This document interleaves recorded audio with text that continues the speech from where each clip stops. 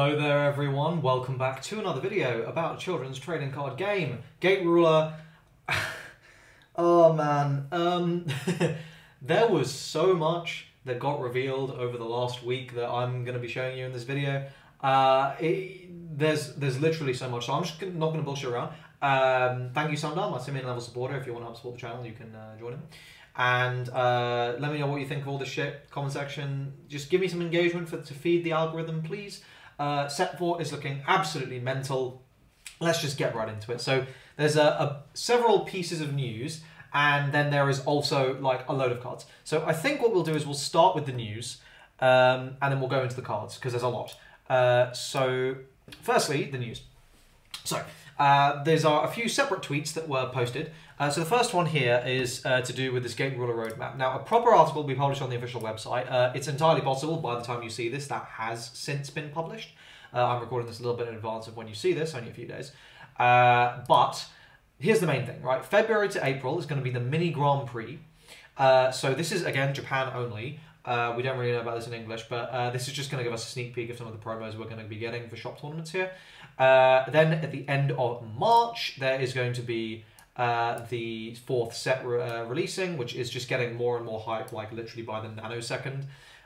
Then in April, there will be new promos added according to the tournament environment. So basically, this is like, they're going to design like cards, like basically like looking at what happens in March, and then he's going to basically print cards to like improve the tournament setting based on that, is what I'm getting from this. Hopefully that's like a simultaneous English-Japan release. That would be very cool. We'll see what happens. And then in July, there is going to be a Grand Prix, and the fifth set is scheduled for the release at the end of July. So that's 4 months. So obviously March, then April, May, June, July. So 4 months. So we are getting a little bit of a delayed timeline there. Honestly, I'm okay with getting a set every 4 months. But I think if that's what's going to happen, you really need to like keep the community engaged, and stuff like releasing new promos is a way to do that. Just don't make them like purchase bonus promos, because that's just going to piss people off. Like, these need to be shop tournament promos. Additionally, things you can do are to release your rulers for your next sets early, right? So like now we have like literally the perfect setting, right? So like there's like a month, like set release is April. And then like, so it like releases at the end of March, so you have like April for the set release, and then at the end of April, you've like evaluated the environment or whatever, so you release new promos that are distributed at the end of April into May. And then at the end of May, you, or like at the end of May, basically start of June, you go, here's the first ruler that you're going to be getting in set 5. So I'm assuming there's only going to be 2 from now on per set. So that comes out in May. And then in June, you go, okay, here, or then maybe like, you know, halfway through June, so after like 6 weeks or so, you go, okay, here's the other ruler you're going to be getting in the set, and then the set drops. And I think like that way, you know, you're going to keep people interested. And that's going to like help, and especially if you keep doing promos and things and you have tournaments and stuff, it's definitely going to help a lot. Because obviously 4 months, every 4 months is like quite sporadic releases. You know, only 3 sets a year, but you know, it also means that the game is absurdly cheap. So there's that. Anyway, enough rambling. That's the sort of roadmap. Other interesting things though. They are planning on releasing starter decks, finally! Yeah, and Japan's getting a price reduction by making the boxes smaller. Good. It's way too expensive in Japan. So happy for my Japanese players who are going to be getting their stuff way cheaper now, hopefully. I would really want to see the price like literally halved. Like, I want to see like Japan getting the same number of high rarity cards, but I want to see them like literally halving the number of packs. So just like halving the amount of bullshit. That is really going to help the game, I think. Then, some news about set 4. They received more orders than they expected. I don't know what their expectation was. I imagine it was quite bad, so that's good. But the number of people who bought this high rarity one was lower than they expected, and that's not overly surprising to me. I think you know, a lot of people buy the high rarity pack, like they'll buy a box or they'll buy a couple packs. Now when it's like one of everything, like that's really good for collectors. But a lot of people also just wanted to buy a high rarity pack for the novelty of opening it and all that sort of stuff. So I think it's just a more niche target market. So they said this is they're going back to the normal high rarity pack for set 5 in Japan. But there we go. That doesn't really apply to us. So just figured I'd let you know. And finally, something quite exciting. If you speak Japanese, you could potentially take part in the testing for set 5. You can be part of the development team. They basically just want to get like whoever wants to play, test, and help develop the set. So if you're interested, This tweet, it was posted on Feb 3rd. So you can go out and you can just like have a little look and just apply, and you probably have to sign some NDAs, whatever. But if you don't, you can always leak me some info. Right, let's go ahead and then get into the cards because oh my fucking god, this is literally insane. I'm just gonna go in order of their reveal, and there are god, how many of these? 8, 11. There's 17 cards that I'm going to be talking about today. So let's just get into it. First, Magvarious Diner, Grand Dragon Pentarch of Inferno. So this is a level 4 legend for Volnar. Fighting Spirits, Dragon Lord Fire, 7/7/3. The counter uses the ability. It's a discount for DR4, or you put a card from your hand in one of your deck to instead play this for 2. And it's TD and OD, so basically useless with Genesis Summoning. Choose one enemy unit, one enemy set card, and one card in your opponent's graveyard, and banish them. Holy shit. Oh my god. And it's, okay. So firstly, this is essentially like cheaper than original Magvarious, right? Because like, yes, it's a level 4 for deck building construction purposes and Genesis summoning purposes, but you're never going to Genesis summon it, ever. And that only matters for decks with a level limit, which is like not going to be a massive number. And it's like 1 extra level compared to like a level 3, so I don't think it's a massive deal. But when you're actually playing the card, it's only 2. So this actually opens it up to decks like Trickster. It's going to be way more easy to play in any energy-based decks that only untap 2. So this card's just super, super, super good. And again, banishing 3 is so broken. Like, so fundamentally cracked. Like, this card is nuts. This card is nuts. I think this is, like, the easiest inclusion, like, ever in basically any deck that can sort of justify it. It's so strong. Like, if you hit this, it's gonna, like, that can be game swinging. Like, it's nuts. I will say, like, the set card is unlikely to matter massively, and the card from your opponent's graveyard is, again, unlikely to matter massively. It's basically saying banish 1. But, it's on really good stats, and, like, it can be relevant. But realistically, I think you should look at this as, like, realistically it's going to be a banish 1. But can, in theory, be a lot better than that. And the nice thing is, like, it's not like original Mag where it's kind of useless if you see it super early. Basically, as long as your opponent has anything on board, this is going to be getting you some sort of value. So, I think the card is really, really good. Next, we got Luca Reheart, Swordsman of the Sacred Blade. So this is a Thunder Warrior Light level 1, 4/3/2. This is essentially like a retrain of the version of this from step 1, which was just an objectively bad card. It was a 3/3/1. And then it has Equip. I'll show you the power of the Sacred Sword Frugbane. So I have no idea what, like, I assume this is basically like the cheesy, like, flavor to the game where, like, you're meant to be, like, Equip essentially means, like, you become the card, my understanding. So it's like Transform or Ride from Magetta's previous game. So basically you're going to slap this on top of your ruler, is my understanding. We don't know the specifics yet, and they will come. But yeah, you slap it on top of your ruler, and it, like, just becomes your ruler, basically. So you get a stat buff, you might get a strike. So, like, you can see here, like, if you did this on top of Knight, you would get 1 more attack, but you would lose 1 strike. Is that worth it? Debatable.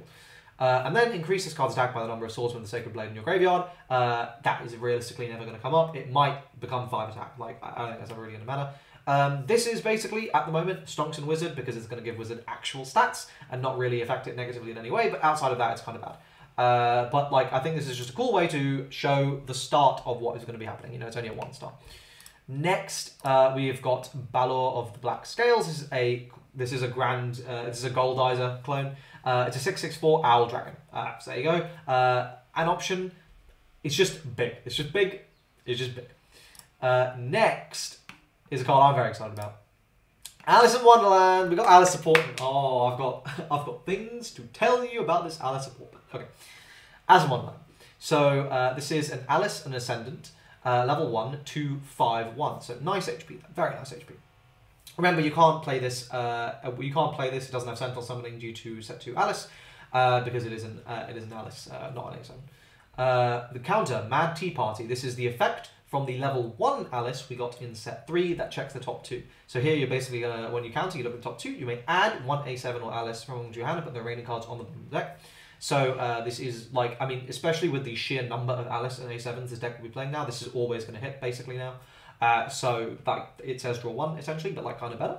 And instant action, if you draw it, you DR2, A7 or Alice, discard it, reduce the next damage dealt 2 by 2. So it's like the Vamel effect for Alice specifically, but like obviously it's very Alice-centric because it's got a counter there. I think this is just a 4 of. I don't really see how this won't be. It's big HP, like 5 is a really nice number. Obviously it dies to Lucifer, but like what doesn't? Although I will come on to Lucifer shortly. But yeah, I think this is just a staple 4 of in Alice, and I think it's kind of shit outside of that. Like it's very clear design. So there's 4 Ubers I need from set 4. If you get any Alice Ubers, literally hit me up because I'm max raritying this deck and I'll need them. Then we got this level 3, Kurikara Dragon King. So this is a God Dragon Fire, level 3, 5/5/2. So stats kind of whatever. When this attacks or is attacked, burn 1 to your opponent, and standard action DR3 until the end of the turn this game's defender. So this is a really cool card, but I don't think it's very good. I think there's a lot of potential effect damage, potential effect removal that can hit 5 HP. Like so, there's that. And yes, it's cool to burn 1 to your opponent, but like I mean, when it attacks, you burn 1 and then you deal 2. So the risk there is that 1 damage can somehow remove this, but let's say that doesn't even doesn't happen. Okay, you just played a 5/5/3 with defender, and fine, sure, it's a little better than a 5/5/3, but I think there's better options.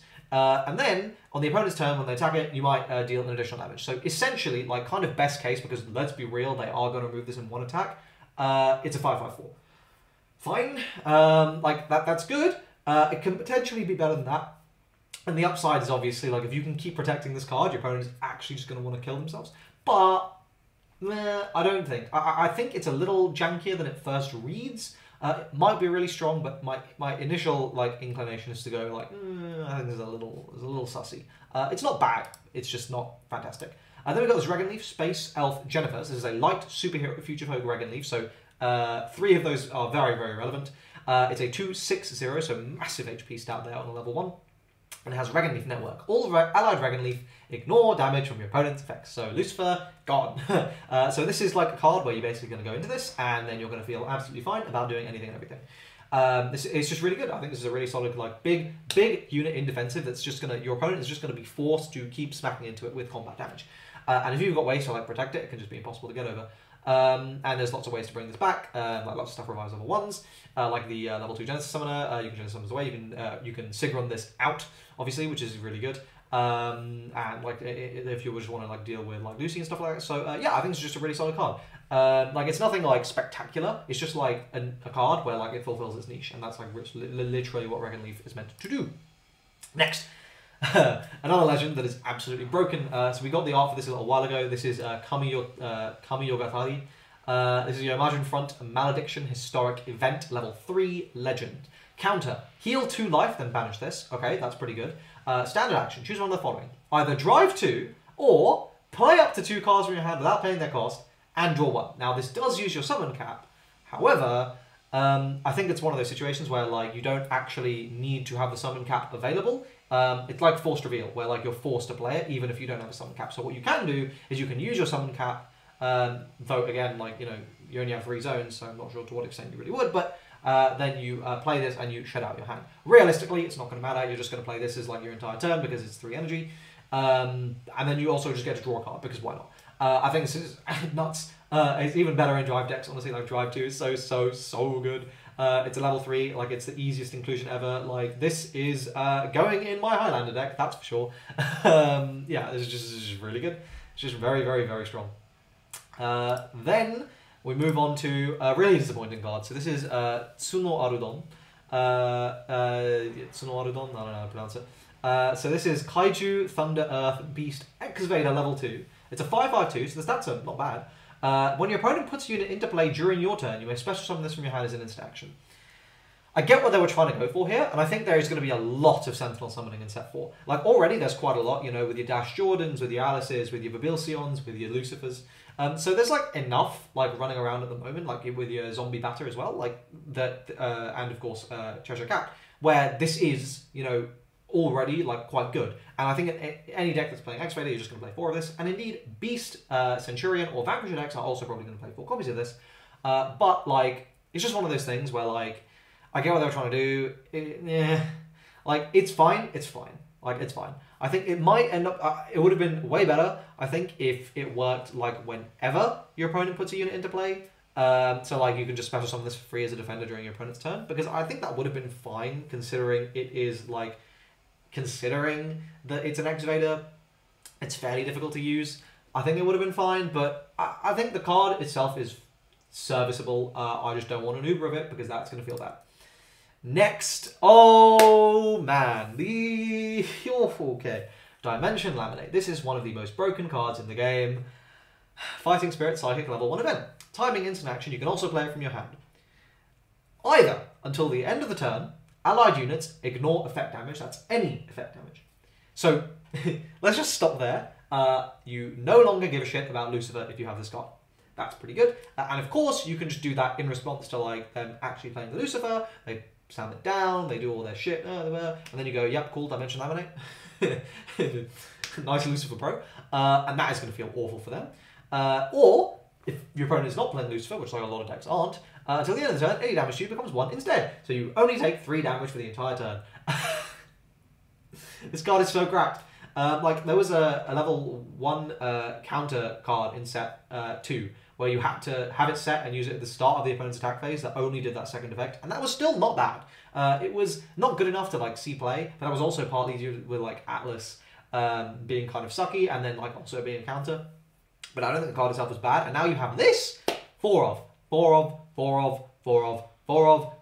will not hear anything else. It is a 4 of. The only out is like Dispel, right? Like there's Dispel, and then I think there's one of the Crime Lords from set 3 that can nullify the ability, nullify the event, but like, okay, fine, if you're playing those cards, sure. I still think this card is like nuts. Then we got another absolutely ridiculous card, another legend here for Atlas, so we've seen everyone's legend besides Wonderverse at this point. Dragonic Destroyer Zume. This card is ridiculous. Level 4, Dragon Military, 7/8/3 legend. So massive stats. Again, 8 HP, that is the highest HP in the game, matched only by Cthulhu.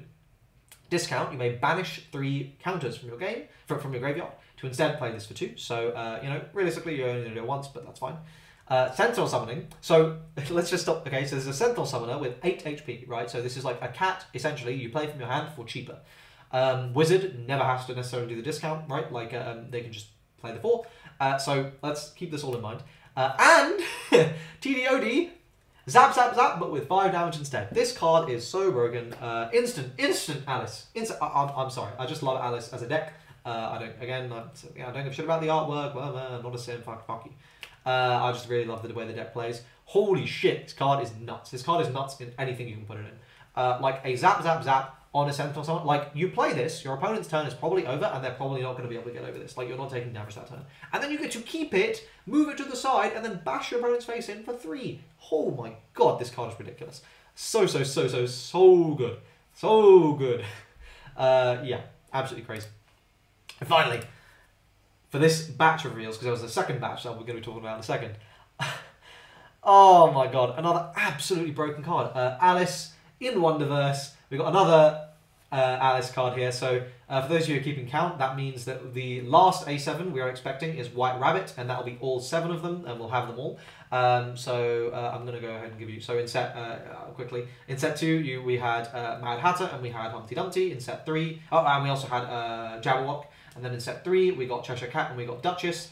And now in this set, we have Queen of Hearts, and we will be getting White Rabbits. That's all of them. Then we have these 2 Alices, and we're also getting 1 more Alice, which we saw the artwork for. It is going to be available as a secret rare. So, yes, I need a playset of the secret rare from this set as well. And I also need 8 separate Ubers. Fantastic. My wallet is crying. Anyway, 6/6/2 level 3. Alice Deity, so not an Ascendant, so there's a lot of synergies lost there. Okay. It is a 6/6/2 though, so you're not scared of Lucifer. This cannot be placed in defensive zone, sure.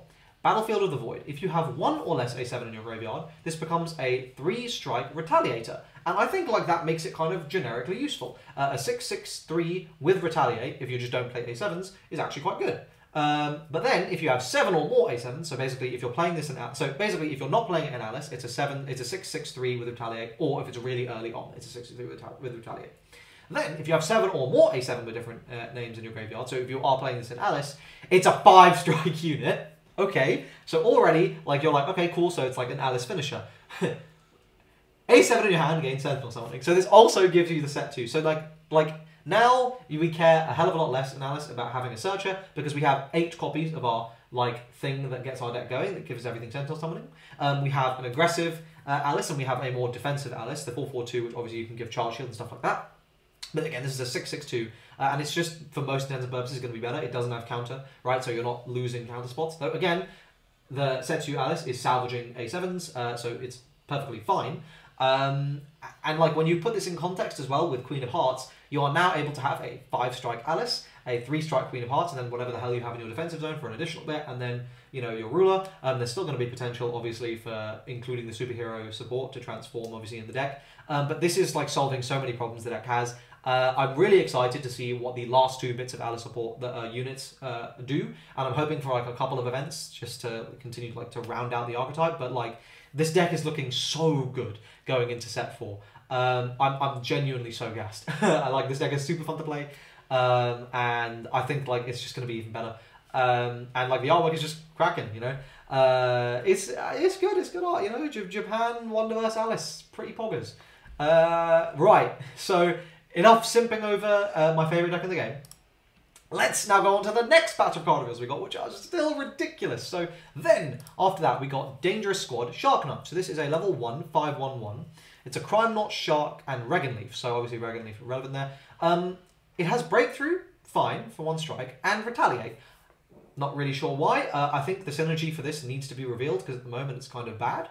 The best thing about it is its attributes, which is 3 quite good ones. We'll see. At the moment, this is quite disappointing, though.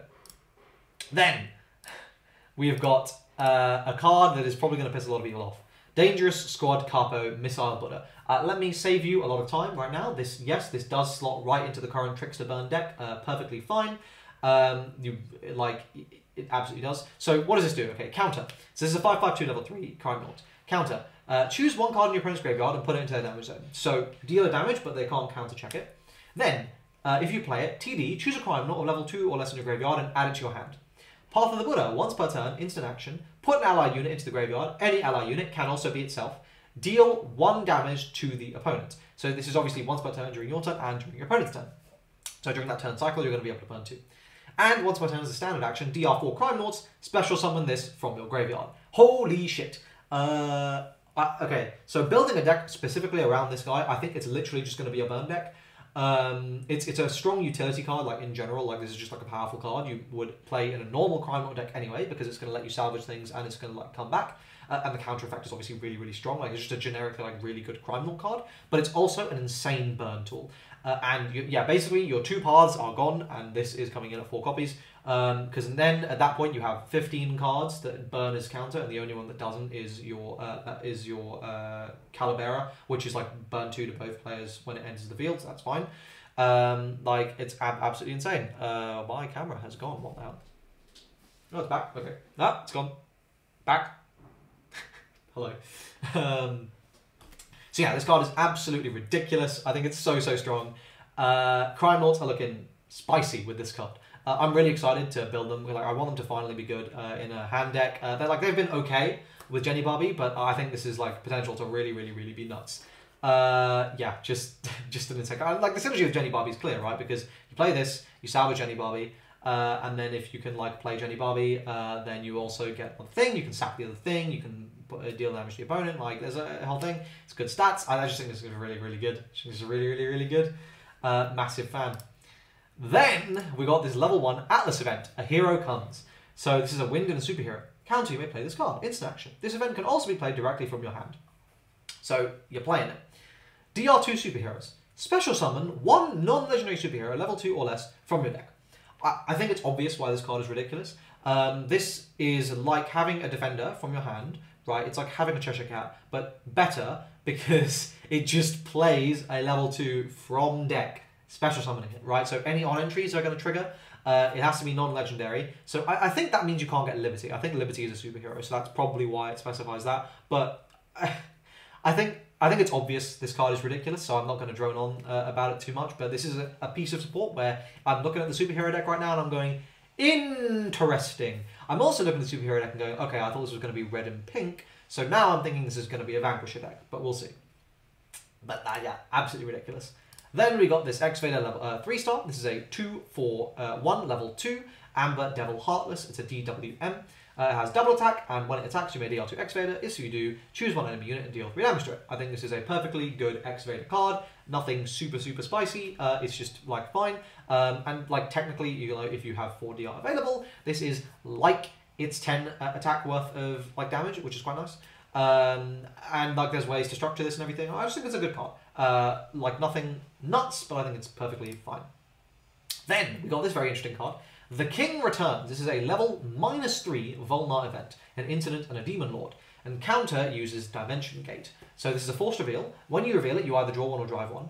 And you activate, obviously, Dimension Gate. Your opponent may special summon 1 unit of level 2 or less from their graveyard. So, obviously, not ideal. If you get this as a counter, your opponent's going to be quite happy. They're going plus for free. And obviously, if you actually see it at all, like, yes, you'll get a new card, but your opponent does get something for free. Not fantastic. I'm not 100% sure what we're going to see decks, like what decks we're going to see use this. I mean, it's going to be decks that are like A-OK with 1, using counter space for this, and 2, like your opponent, like allowing your opponent to gain that plus. But instantly, I'll tell you right now, Highlander's playing this. Highlander doesn't give a shit. That's another level 3 they get to play, so they are happy to make that trade. I think this is a very interesting card. I don't, like, yeah, as I say, I don't know that many decks are going to want to play this, but it's versatile. And I think it's pretty good. And finally, we got a little bit of Dragon Sport here. Space Dragon as Liar. So this is a Wonderverse Ascendant Dragon and Regan Leaf. So obviously Ascendant is relevant because with like Humpty Dumpty stuff potentially. It's a Regan Leaf, very relevant. And as Dragon, also very relevant. It's a 5/4/2, so pretty good stats. When this enters play, so that's relevant. Look at the top 3 cards of your deck. You may choose 1 Dragon or Regan Leaf card from among them. DR equal to its level +2. And special summon it. Put the rest on the bottom of your deck. So this is obviously ridiculous.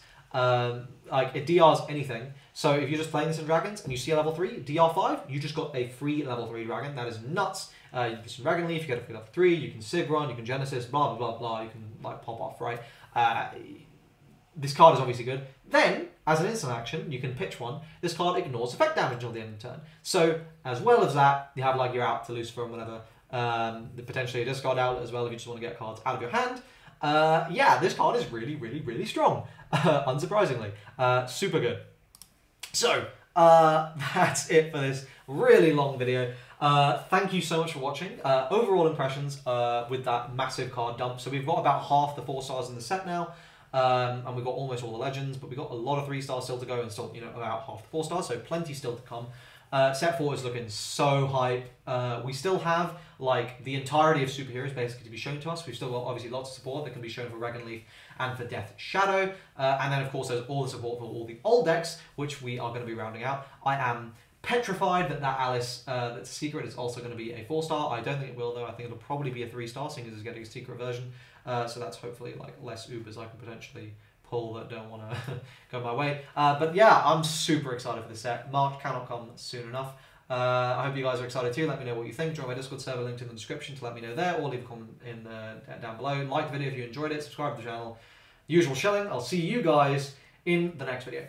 Cheers.